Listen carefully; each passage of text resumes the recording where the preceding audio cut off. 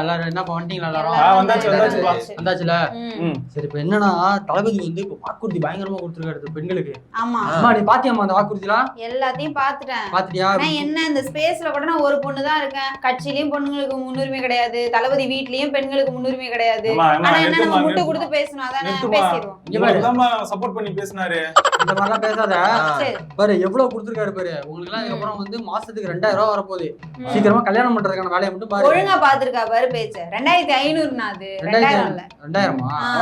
குழந்தை கூட பிறந்தா கூட மோதிரம் போடுறேன்னு சொல்லி இருக்காரு. ஆமா, அதனால நீங்க குழந்தைய பத்திக்க நல்ல மோதிரம் போடுவாரு, பெரிய மோதிரம். அதனால இப்ப என்னன்னா பெண்களுக்கு பாதுகாப்பு, இந்த ஆட்சியில சுத்தமா பாதுகாப்பே இல்ல. ஆமா நம்ம கிட்ட இருந்தா உங்களுக்கு பாதுகாப்பு கொடுக்கணும். ஆமா, உங்ககிட்ட இருந்தா பாதுகாப்பு முதல்ல. முதல்ல அண்ணன் கிட்ட இருந்து அன்னைக்கு பாதுகாப்பு கொடுக்கணும். ஆமா, அது ஃபர்ஸ்ட். இங்க பாருடா டேய், ஒரு நிமிஷம் இருங்கடா. நம்ம அண்ணனோட பர்சனல் நம்மளே பேசக்கூடாதா? திருந்துங்கடா.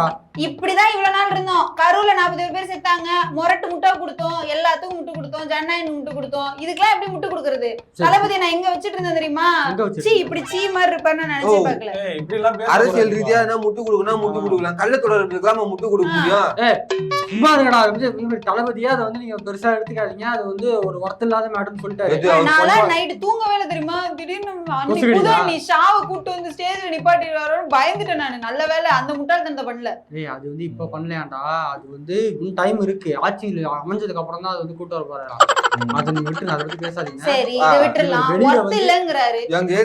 பொண்டாட்டி ஒர்த் இல்லன்றாரு. இவரை நம்பி நான் எப்படி இப்ப நாளை பின்ன எனக்கு வரப்போற புதுசை வந்து விஜய் ஃபேனா இருந்தா நான் எப்படி அவனை நம்பி கல்யாணம் பண்ணிக்கிறேன்? அவனும் நாளை பின்ன இதெல்லாம் ஒர்த் இல்லன்னு என்ன பார்த்து சொல்லிட்டு போயிடுவானே. இங்க பாரு ஒரு நிமிஷம் இரு. நீ அப்பெல்லாம் பயப்படவே போயிடுவாங்க. நடக்கவே நடக்காது. எதனால சொல்றேன், அந்த பையன் விஜய் ஃபேனா இருந்தாலுமே நீனும் விஜய் ஃபேன் தானே. தற்குறி கரெக்டா ஆயிடும். கரெக்டா ஆயிடும். நான் கொஞ்சம் யோசிக்கிற தற்குறி தான். பிளஸ் மைனஸ் கரெக்டா யோசிக்கலாம் கூடாதுமா, கரெக்டா இருக்கணும். அதனால நீ வந்து இது பண்ணாத. நான் என்ன சொல்றேன் அப்படின்னா, இந்த வாக்குறுதிகளை மக்கள்கிட்ட கொண்டு போய் சேர்க்கணும். அதுக்கான வேலையை என்னன்னு பார்க்கணும். முதல்ல என்னன்னா சிலிண்டர் 6 சிலிண்டர் வழங்க போறாராம்மா இது வருஷத்துக்கு. அதை போயிட்டு வீட்டுல எல்லாத்தையும் சொல்லணும், 6 சிலிண்டர் கொடுக்க போறாரு வருஷத்துக்கு அப்படின்ட்டு சொல்லிட்டு சொன்னேன். எங்க ஆயா காதுல, எங்க ஆயா வந்து அதெல்லாம் ஒண்ணுத்தையும் கொடுக்க மாட்டான், நீ நம்பிட்டு இருக்காதீன்னு. இல்ல கொடுக்குறாரா. நான் வந்து தொலைநோக்கு பார்வையோட ஒரு விஷயத்த வந்து நான் வந்து இது பண்ணிருக்கேன். இப்போ வந்து சிலிண்டர் எவ்வளவு விக்குது? இப்போ 1000 ரூபாய், 1200 ரூபாய். சரி, ஓகே. 1200 ரூபாய் மாசத்துக்கு ஒரு சிலிண்டர்னாலும் 6 சிலிண்டர் தராரு.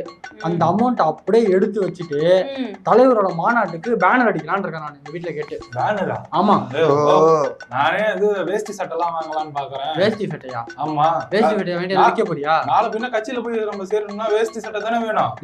அவரே பேண்ட் சட்டையோட தான் வராது, வேட்டி சட்டையை போட்டு நொட்ட போறாரு. அதை விட அதெல்லாம் பிரச்சனை இல்லை. பேனர் அடிக்க போறோம். பேனர் அடிச்சுட்டு நான் வந்து போஸ்டிங் வாங்கிட்டு இது பண்ண போறேன். இன்னொன்னு மெயினா ஐபோன் வாங்கலாம்னு இருக்கேன் நான். எதுக்கு? ரீல்ஸ் எடுக்கணும்ல, எல்லாத்தையும் ரீல்ஸ் எடுக்கணும், இது பண்ணணும். இப்போ அடுத்த கட்ட இது. இப்போ சரி, நான் ஒண்ணு கேக்கட்டா? நிஜமாவே விஜய் நம்மளை பத்தி யோசிக்கிறவரா இருந்தா நம்ம அவருக்காக உயிரை கொடுத்து ஓட்ட போன்ல எல்லாம் நம்ம ரீல்ஸ் எடுத்து போட்டுட்டு இருக்கோம். அவர் மட்டும் உண்மையான தலைவரா இருந்தா எல்லாருக்கும் ஒரு ஐபோன் தருவோம் ஏன் சொல்லல? சொல்லிருக்கலாம்ல, கொடுத்துருக்கலாம்ல. அது வந்து ஜெயிச்சுட்டா நம்ம கட்சிக்குள்ள இருக்கிறவங்களுக்கு அந்த படம் வந்து பெருசா ஹிட் ஆயிடுச்சுன்னா என்ன பண்ணுவாரு, அந்த படத்தோட பேர் போட்டு ஒரு மோதிரம் போடுவார்ல. அந்த மாதிரி கட்சி ஜெயிச்சிட்டோம் அப்படின்னா நமக்குலாம் ஒரு ஐபோன் இருக்கு. ஐபோன்ல அவர் சொல்லுவாரா, இது வந்து சீக்கிரட்டா இருக்குடா, இது வந்து சொல்லுவாரு. அதுல போன்ல எப்படின்னா இப்போ வந்து தமிழக லேப்டாப் தராங்கல்ல, அதுல ஓபன் பண்ணும்போது என்ன வருது, தமிழக லோகோ வருது இல்ல, அந்த மாதிரி ஐபோன் ஆன் பண்ணும்போது 2 பக்கமும் யானை இப்படி வரும், நடுவுல புசியானது வரும். அப்பெல்லாம் தூக்கி எரிஞ்சிரும் தலையை சுத்தி போடுறச்சி. அவர்தான் ஜான் ஆரோக்கியசாமி திட்டெல்லாம் எழுதி கொடுக்குறாரு தளபதிக்கு, சொல்லிட்டாரு வந்துரும், எல்லாம் வந்துரும். ஆமா வந்துரும். தூங்கி எரிஞ்சதும் போனை தான் ஓபன் பண்ணுவோம். அந்த ஒரு யானை வந்ததுன்னா யானை வரது பிரச்சனை இல்ல. இப்ப அந்த நடுவுல அந்த வாகைப்புக்கு பதிலே புசியண்ணா வராரா இல்ல வேற யாராவது வராங்கன்னு தான் போட்டியே. அந்த ஒரு விஷயத்துக்கு மட்டும் தான் அதை வெயிட் பண்ணிட்டு இருக்காங்க. வந்துருச்சுன்னா அப்ப வந்து நமக்கு ரிலீஸ் பண்ணி கொடுத்துருவாங்க ஆளு பண்ணு. அவர் வேற பல் டாக்டர் வேற பின்னாடி பேக் சைட்ல வந்து அந்த இதுல வந்து என்னோட போட்டோ வரணும்னு இருக்காங்க பல் டாக்டர். அதனாலதான் இப்ப பிரச்சனையே போயிட்டு இருக்கு. தளபதியை கேட்டிருக்காங்க, தளபதி என் போட்டோ போட வேண்டியதுனா அப்படின்னு கேட்டா புசி வந்து அதெல்லாம் முடியவே முடியாது, எல்லாத்தையும் உங்க போட்டோ இருந்தா நான் என்னதுக்கு இருக்கேன் கட்சிக்குள்ள அப்படின்ட்டு சண்டை போடுறாராம் அவரு. எப்பா சரி, இப்ப திட்டம் அறிவிச்சிருக்காருல்ல, எதுவுமே புது திட்டம் இல்லப்பா, எல்லாமே ஆல்ரெடி திமுக கொடுத்துட்டு இருக்குது. இதுக்கெல்லாம் என்ன முட்டு கொடுக்க சொல்றீங்க? முட்டு கொடுக்குற அளவுக்கு அறிவு இல்லையே நமக்கு. அப்படிலாம் நீ யோசிக்கவே யோசிக்காத. நீ ஏன் அது யோசிக்கிற? நம்ம வந்து அதை அவங்க கொடுக்குற திட்டத்தை நம்ம கொடுக்கவே இல்லை.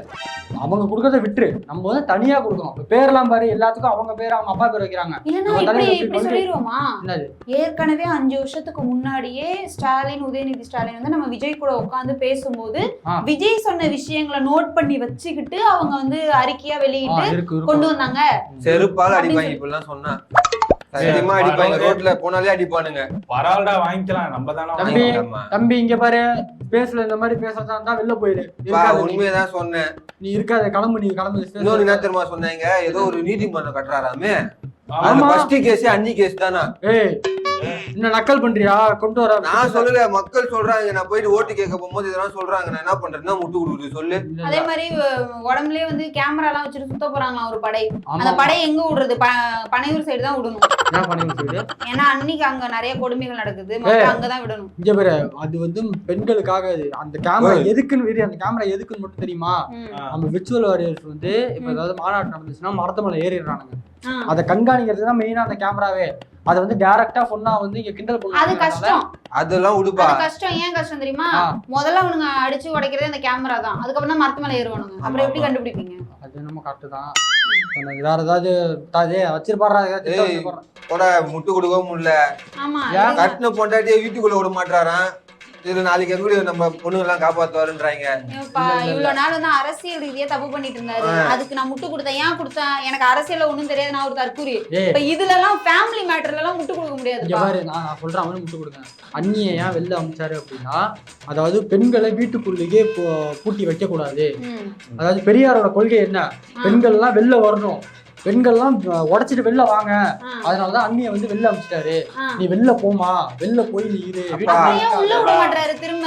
அதுதான், பெண்களை திருப்பி வீட்டுக்குள்ள வச்சு அடைக்க கூடாது. தூங்குறதுக்குலாம் ரோட்ல தூங்கணுமாப்பா? விசில் படம் பார்த்துட்டு வந்து பேசுறாருப்பா. என்ன பண்றாரு? பெண்களுக்கு இரவிலும் சுதந்திரம் இருக்கிறதுங்கிறதா தளபதி. அது என்னன்னா அது விசில் படம் லிங்க் அனுப்புறீங்களானே? பிகில் படமா? விசில் படம் அந்த இது நினைக்கிறேன், பேய் படம். விசியா சிவியா சிவியா அந்த மாதிரி தான். அதுல கதவை தட்டிக்க உடைச்சிட்டு வெளியவான்னு சொல்லுவார்ல. ஆமா, அத பார்த்துட்டு வந்து இங்க வந்து பேசுவாங்க. அண்ணி உள்ள சொல்லுவாங்க, யோ பூட்னதே நீதான்யா, பூட்டிட்டு வெளிய கதவை தட்டிட்டு வெளியே சொல்லுவாரு. இந்த கதவை திறந்து வெளில அமுச்சு விட்டு வெளியே போ சொல்றாரு. ரெண்டுத்துக்கு அதான் வித்தியாசம். கழுத்தை புடிச்சு தடுத்துறாராம் வெளில. யாரு கழுத்தை புடிச்சு தடுத்துறா? ஆமா, அப்படிதான் சொல்றாங்க எல்லாம். கழுத்தை புடிச்சுலாம் துரத்த தம்பி, நீ சரியில்லை. நீ வந்து அந்த கட்சியில வாங்கிட்டு வந்து இங்க பேசிட்டு இருக்க. நீ போய் பாரியா, ஆன்லைன்ல போய் பாரு. இதெல்லாம் சொல்றீங்கல்ல. நேத்து நான் ஒரு மீம் பார்த்தேன், ஒரு போஸ்டர் ஒண்ணு பார்த்தேன். என்ன பார்த்தேன்? தளபதியோட அம்மாவும் அப்பாவும் 60ஆம் கல்யாணத்துக்கு பக்கத்துல யாருமே இல்ல, பேர பிள்ளைங்க இல்ல, பையன் இல்ல, தனியா உட்காந்து இந்த மாலை எல்லாம் போட்டு கொண்டாடிட்டு இருக்காங்க. எவ்வளவு சென்டிமெண்டா, எவ்வளவு இதுக்கெல்லாம் போகாது. நாளைக்கு நமக்கு என்ன பண்ண போறாரு? அவரு ஒண்ணும் பண்ண மாட்டாரு. நம்பினதெல்லாம் வேஸ்ட் கிடையாது. அது என்ன காரணம்னா, ஒருத்தவங்க வயசானதுக்கு அப்புறமும் ஒருத்தவங்க டிபெண்ட் பண்ணி இருக்க கூடாது, தன்னை தானே பாத்துக்கணும் அப்படிங்கறது வந்து நம்ம தளபதி சொல்ல வர்றாரு. இங்க பாருண்ணே, நானே ஒரு பெரிய முரட்டாணில எனக்கே கடுப்பாகுது. நீ இவ்வளவு முட்டு கொடுக்குற, உனக்கு என்ன பதவி தரேன்னாங்களா? உனக்கு எதுக்கு நீ இவ்வளவு முட்டு கொடுக்குற? அதெல்லாம்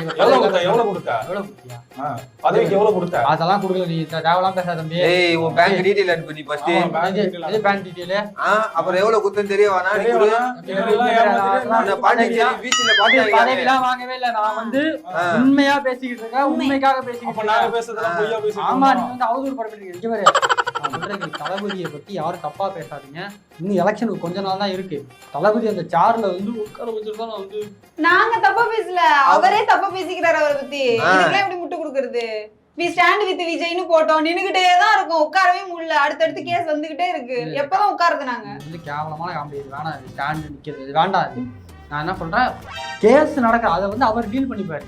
நம்ம கீழே இருக்கிறத டீல் பண்ணிப்போம். கீழே இருக்கிறத டீல் பண்ணி அவரை களத்துல நம்ம வந்து பெருசா ஒர்க் பண்ணி அவரை வந்து ஜெயிக்க வைக்கணும். இதாவது பரவாயில்ல, பிஜேபி கூட பேச்சுவார்த்தை போதான், அவர் அங்க போயிடுவாருன்னு பேசிட்டு இருக்காங்க. இப்ப பிஜேபி கூட எல்லாம் போயிட்டாருன்னா எப்படி முட்டு கொடுக்கறது சொல்லு?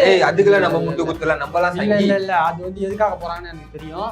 இந்த கேஸ்ல ஜெயிக்கிறதுக்கான ஒரே வழி அங்க போனா மட்டும்தான். அப்ப இப்ப நாளைக்கு அவர் பிஜேபி கூட சேர்ந்துட்டாருன்னா கரூர் இஷ்யூல வந்து திமுக தான் தப்பு பண்ணுச்சு, மாநில அரசாங்கம் தான் தப்பு பண்ணுச்சுன்னு மாத்தி எழுதிருவாங்கல்ல. கரூரா? கரூர் கேஸ் இல்ல, இங்க அன்னி கேஸ். அப்ப அன்னி கேஸ்ல என்ன பண்ணுவாங்க? அன்னி கேஸ்ல அண்ணனுக்கு சாதகமா இது வாங்கறதுக்காக அப்படிலாம் பண்ணவே இல்ல, அப்படின்ட்டு செட்டில்மெண்ட்டுக்காக. கரூர் கேஸுக்கு ஏன் அவங்க பிஜேபி போறாங்க? அதெல்லாம் திமுக கிட்ட தான் போனோம். ஆமா, அது வந்து அவங்களே பாத்துப்பாங்க, அது பிரச்சனை இல்ல. கரூர் கேஸ் அது வேற, அதை பத்திலாம் அண்ணன் யோசிக்கிறதே கிடையாது. அதனால அது பிரச்சனை இல்ல. எதுவாக இருந்தாலும் சரி அதை விடுங்க, எதுவாக இருந்தாலும் கரெக்டாக பண்ணுங்க. வெளில வந்து முட்டு கொடுத்தே பேசுங்க. தயவுசெய்து நீங்களும் எகென்ஸ்டாக பேசி அண்ணன் ரொம்ப வருத்தத்தை கொண்டு போவாதீங்க. பே பண்ணுங்க. ரெக்கார்டு யாரும் போட்டிருந்தீங்கன்னா அது வந்து இப்பதான்ப்பா ஞாபகம் வந்துச்சு. என்னது ரெக்கார்டு போட்டேன், அது எப்படி ஆஃப் பண்றதுன்னு தெரியலையே. செருப்பு எடுத்து அடிப்பேன் நான். என்ன உனக்கு என்ன ரெக்கார்டு எடுத்து என்ன பண்ண போற நீ? நான் சும்மா போட்டு பாப்பேன் வீட்டுல. எல்லா ஸ்பேஸ்லயும் எனக்கு இந்த ஒரு டயலாக் கரெக்ட் சொல்லி. இல்லப்பா நீங்க சொல்றீங்களா மறந்துடும் எனக்கு.